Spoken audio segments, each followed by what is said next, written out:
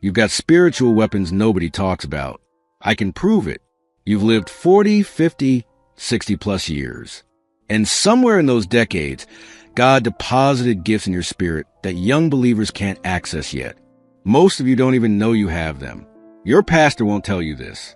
Your church ignores it. But Scripture is crystal clear. There are powers that only come with age. 7 gifts you already carry. As we go through each one, count how many of these you recognize in yourself. Let's uncover them right now.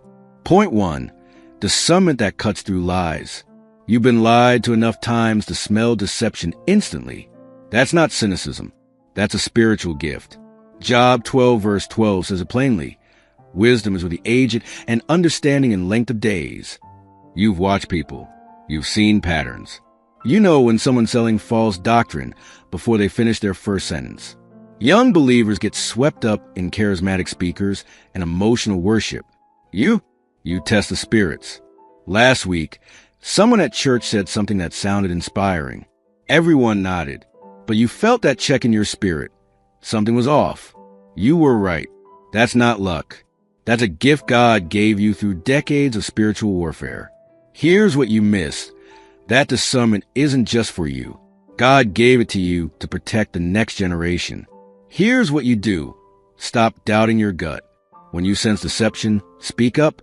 Your silence lets wolves scatter the sheep. Point 2. The power of patient faith. Young Christians pray once and give up.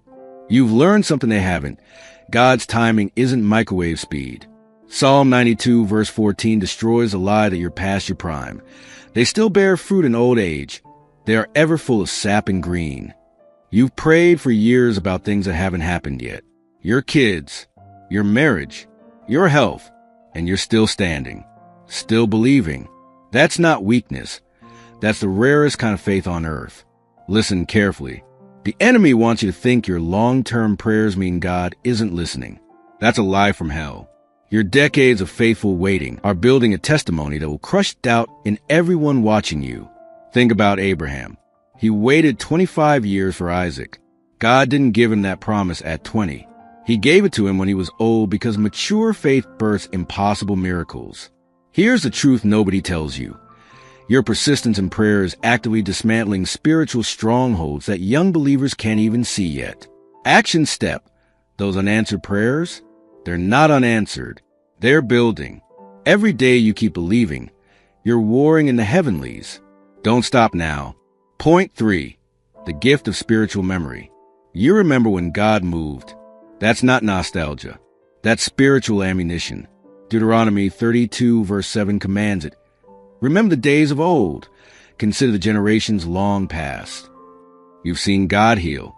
You've watched him provide when there was nothing. You've felt his presence in ways young believers have only read about.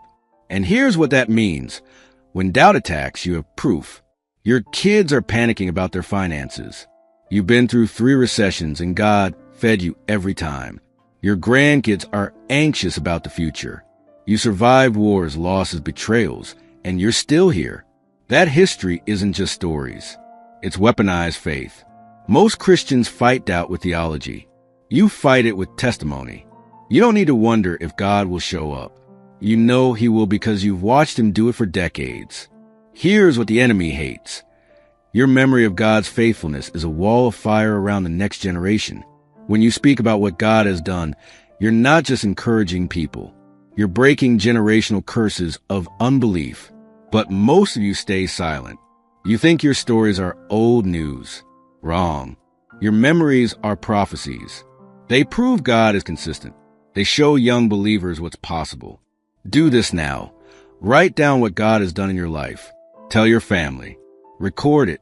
Your testimony is a spiritual inheritance that will save your children from doubt. Point 4. Authority through suffering. You've suffered in ways young people can't comprehend. And that suffering gave you something priceless. Spiritual authority. James 5 verses 10 to 11 makes it clear. As an example of patience in the face of suffering, take the prophets. We count as blessed those who have persevered. You've buried people you love. You watched dreams die. You've endured pain that would break most believers half your age. And you're still here, still worshiping, still trusting God. Listen to this. Your scars give you the right to speak. When you tell someone, God will get you through this, it's not a cliche. It's a battle-tested truth. Young believers give advice. You give authority. Here's what you don't realize. When you pray for someone, your prayers carry more weight because they're soaked in suffering. You're not praying from theory. You're praying from the trenches. The Apostle Paul was old when he wrote most of the New Testament. Why? Because the suffering gave him authority to speak truth that would shape the church for 2,000 years. Your move. Stop minimizing your pain. God didn't waste a single tear. Your suffering is your credential. Use it. Pray bold prayers. Speak hard truths. You've earned the right. Point 5. The gift of fearlessness. You're not afraid to die. That makes you dangerous. Hebrews 2 verse 15 reveals the enemy's strategy. He holds people in slavery by their fear of death. But you've lived long enough to know death isn't the end. And that freedom is a spiritual nuclear weapon. Young believers are terrified. Terrified of failure. Terrified of loss. Terrified of what people think. You've outlived most of those fears. You know what matters. You know what's temporary. Here's what that means. You can speak truth without fear of consequences. You can confront sin without worrying about your reputation. You can pray dangerous prayers because you know you're going home soon anyway. Pay attention to this one.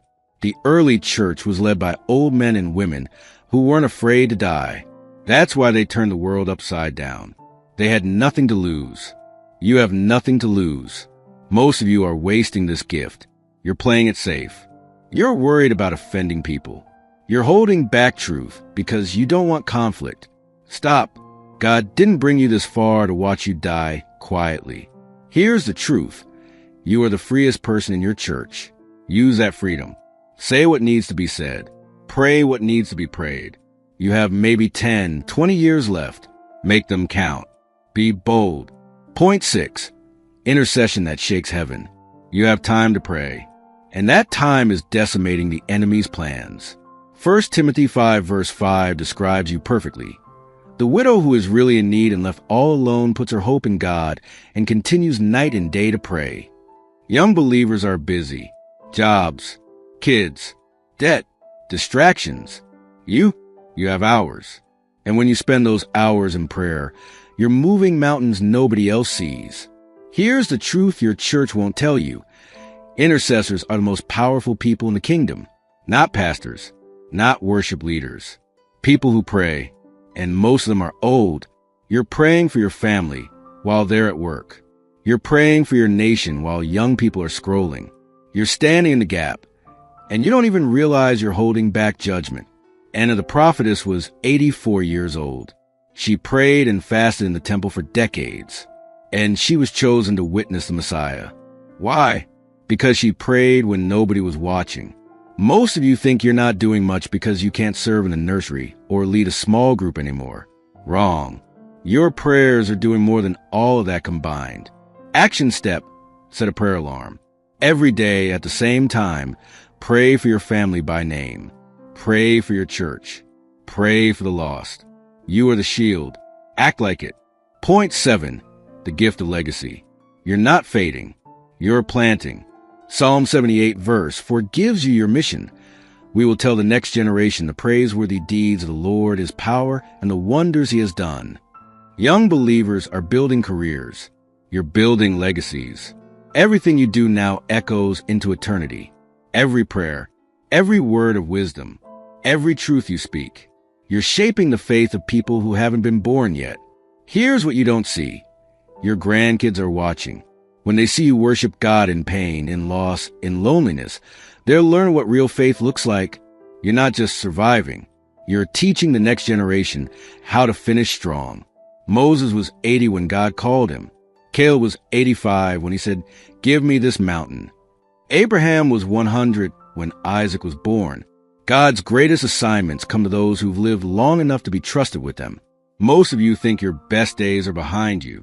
That's a lie. Your best days are right now because now you have what young believers don't. Wisdom, authority, fearlessness, and time to pray. Here's the one sentence you need to remember. God didn't keep you alive this long by accident. You have gifts. Gifts that only come with age. Discernment, patient faith, spiritual memory, authority through suffering, fearlessness, intercessory power, legacy. So, how many did you count? How many of these 7 gifts do you recognize in yourself? 3? 5? All 7? Now here's your choice. Either you keep believing the lie that you're too old to matter, that your best years are over, that you should just sit quietly until you die, or you wake up tomorrow and start using the weapons God gave you. You speak up. You pray bold. You tell your stories. You confront lies. You intercede. You build a legacy. The enemy wants you silent because he knows what you carry. The question is, will you let him win? Or will you spend your final years as the most dangerous believer in your church? Your family is waiting for your prayers. Your church needs your discernment. The next generation is desperate for your testimony. You're not done. You're deployed. Act like it. Drop a comment right now and tell me, how many of these 7 gifts did you recognize in yourself? And if this message convicted you, share this video with the elderly believers in your church. They need to hear this truth. God bless you. Now go be dangerous.